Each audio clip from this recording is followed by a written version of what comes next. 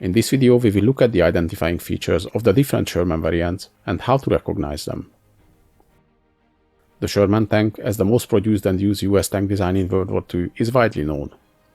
But from the start of their production until the end of their lifetime, they had many different variants, which might look similar at first, but if you know what to look for, you can easily tell the difference. All Sherman tanks can be identified by the sloped frontal armor, the flat sides, sloped engine cover at the back, and the relatively high silhouette thanks to their original air-cooled radial engines.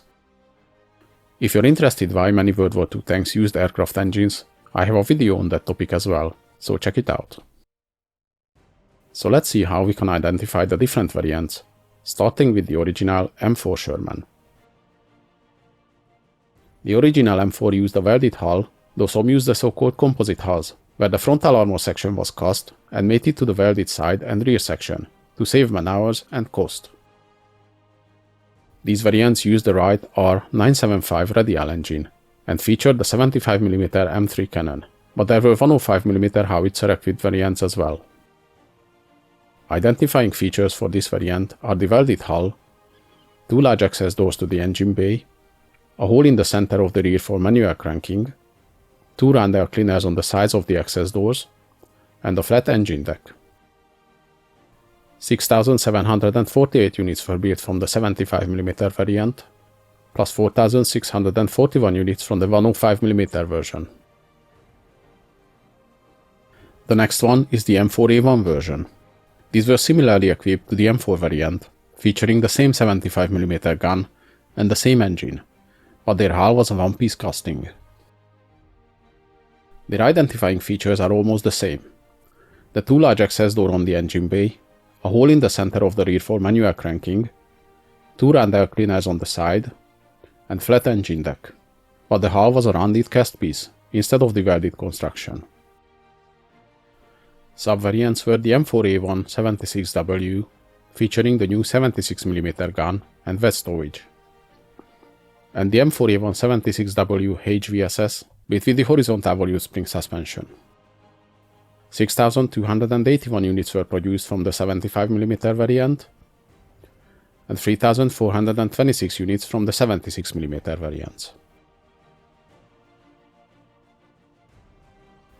The next M4A2 variant again used welded hull and was powered by the General Motors 6046 diesel engine. This engine was basically two 6-cylinder engines mated together, and they could operate separately in case one side gets damaged. These variants were built with both 75 and 76mm guns. Identifying features are the absence of the access doors on the back, tubular exhaust system with two center exit holes, and a grille at the center of the engine deck. Sub-variants were the M4A2 E4, test version for torsion bar suspension, but it didn't go to production, and the M4E2 E8 HVSS, built with the horizontal volute spring suspension. 8,053 were built with the 75mm gun, and 2,915 with the 76mm one.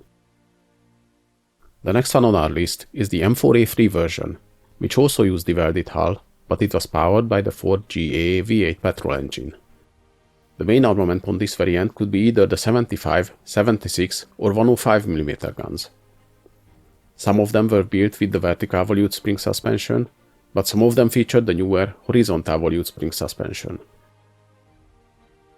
Identifying features are the welded hull, a single access door at the back for the engine compartment, a larger grille on top of the engine deck, similar to the one on the M4A2 but wider, two exhaust pipes at the back, and they featured a single-piece cast differential housing.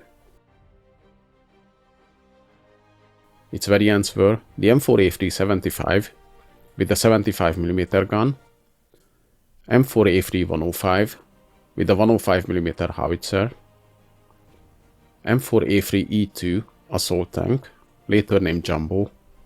This was up-armored both on the hull and on the turret. The hull front thickness was increased to 4 inches, the sides to 3 inches, while the turret armor was 6 inches thick all around.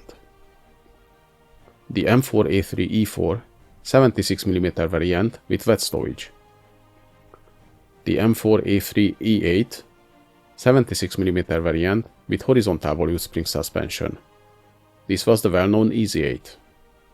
And the M4A3 105mm version with horizontal volute spring suspension. 4,761 75mm variants were built, 254 from the M4A3 Jumbo, 4,542 units of the 76mm variants, and 3,039 from the 105mm variants.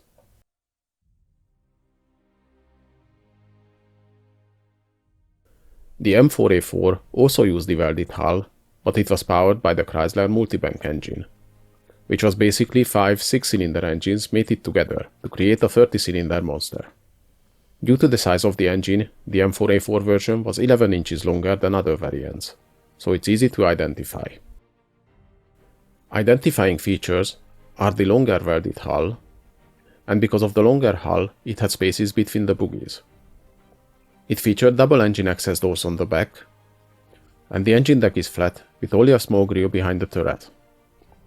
From this variant, 7,499 were built. The M4A6 was a very short production run, with only 75 units built. They used the so-called composite hull, with a welded side and rear section and cast front armor plate, and were powered by the RD1820 multi-fuel engine. This variant can be identified easily by the composite hull and the flat engine cover, with a large bulge on it to make room for the engine.